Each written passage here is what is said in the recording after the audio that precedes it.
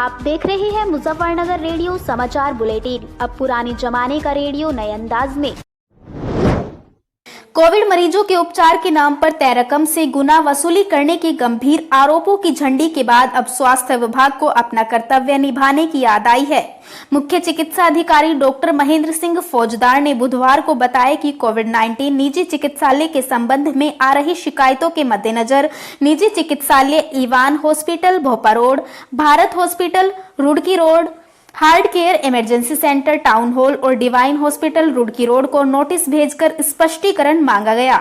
मसलन कोविड के कितने मरीजों का इलाज हुआ और उनसे कितनी धनराशि वसूली गई है।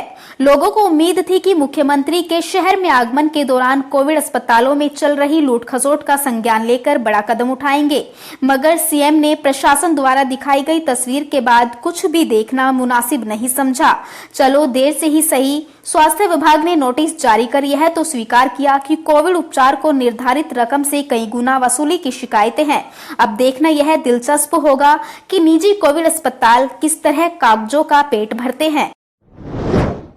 कोरोना के चलते दुनिया को अलविदा कहने वाले प्रदेश के बाढ़ एवं नियंत्रण मंत्री और चरथावल विधायक विजय कश्यप बुधवार को पंचतत्व में विलीन हो गए। कश्यप के पार्थिव शरीर को सुबह के समय सहारनपुर जिले के पैतृक गांव ननोता में ले जाया गया, जहां राजकीय सम्मान के साथ उनका अंतिम संस्कार कर दिया गया। केंद्रीय राज्य मंत्री डॉक्टर संजीव बालियान, मंत्री कपिल देव अग्रवाल, सुरेश राणा आदि इस दौरान मौजूद रहे। राष्ट्रपति रामनाथ कोविंद, पूर्व मुख्यमंत्री अखिलेश यादव ने निधन पर गहरा दुख जताया। उधर मुख्यमंत्री योगी आदित्यनाथ की अध्यक्षता में हुई मंत्रिमंडल के सदस्यों की बैठक में मंत्री विजय कश्यप के आकस्मिक निधन पर शोक प्रस्ताव पारित किया गया।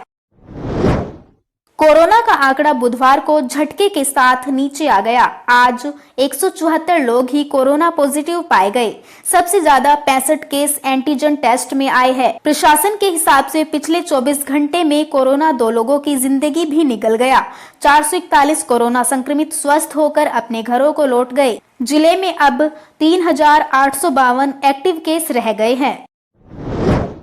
कोरोना महामारी के दौर में गठवाला खाप के चौधरी हरिकिशन मलिक भी हमारा साथ छोड़ गए। मलिक लंबे समय से किसानों के हितों और सामाजिक कुरीतियों के खिलाफ आवाज बुलंद करते रहे। केंद्रीय मंत्री डॉक्टर संजीव बालियान, विधायक उमेश मलिक और भाजपा प्रमुख नरेश टिकैत ने बाबा मलिक के निधन पर गहरा दुख जताया। उधर जिला पंचायत की पूर्व अध्यक्ष सुदेश मलिक भी हमारे बीच नहीं रही। पूर्व अध्यक्ष तिरसपाल मलिक की पत्नी सुदेश कई दिन से कोरोना से पीड़ित थी। बुधवार को उन्होंने अंतिम सांस ली। कोविड महामारी में अनाथ होने वाले बच्चों का भरण पोषण अब राज्य सरकार करेगी। मुख्यमंत्री योगी आदित्यनाथ ने कहा कि कोविड-19 महामारी के बीच अनाथ अथवा निराश्रित हुए बच्चों राज्य की संपत्ति है। कोविड के कारण जिन बच्चों के माता पिता का देहांत हो गया है, उनके भरण पोषण सहित सभी तरह की जिम्मेदारी राज्य सरकार द्वारा मुहैया कराई जाएगी। सीएम ने महिला एवं बाल विकास विभाग को इस संबंध में तत्काल विस्तृत कार्य योजना तैयार करने के आदेश दिए हैं।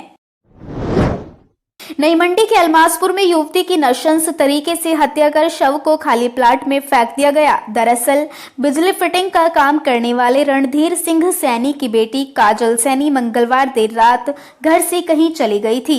बुधवार दोपहर काजल का शव मिला तो वारदात का खुलासा हुआ। फिलहाल पुलिस हत्या में करीबियों की भूमिका को संदिग्ध मानकर चल रही है। इस मामले में पुलिस ने बाप बेटी को हिरासत में लेकर पूछताछ शुरू कर दी। चरथावल के दधेड़ू खुर्द में बुधवार को हुए सड़क हादसे में पति की मौत हो गई, जबकि पत्नी गंभीर रूप से घायल हो गई। थाना भवन क्षेत्र के मसावी निवासी वसीम सुबह के समय अपनी पत्नी के साथ बाइक पर सवार होकर कल्लरपुर मार्ग से गुजर रहा था। इसी बीच अज्ञात वाहन की टक्कर से वसीम की मौत हो गई, जबकि पीछे बैठी पत्नी गंभीर रूप से घायल हो गई। पुलिस वाहन चालक की तलाश में जुटी है। तितावी के पीपल शाह गांव में खेत से खाद की ट्राली निकालने को लेकर बुधवार को 2 पक्षों में संघर्ष हो गया, जिसमें लाठी डंडों और धारदार हथियारों का उपयोग हुआ। झगड़े में 5 लोग लहूलुहान हो गए। तितावी पुलिस ने मौके पर आकर घायलों को उपचार दिलाया। फिलहाल पुलिस ने कई लोगों को हिरासत में ले लिया है। पुलिस का कहना है कि खेत से ट्रैक्टर ट्राली निकालने को लेकर हुई कहासुनी के बाद यह फसाद हुआ है।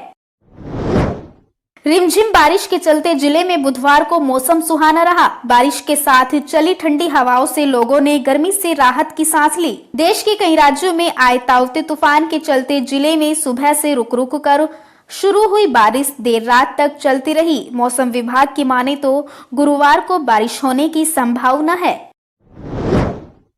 मुजफ्फरनगर के जिलाधिकारी रहे शत्रुघ्न सिंह को उत्तराखंड के मुख्यमंत्री तीरथ सिंह रावत का मुख्य सलाहकार बनाया गया है। उत्तर प्रदेश के कई जिलों में सेवा देने वाले सिंह उत्तराखंड के मुख्य सचिव भी रह चुके हैं।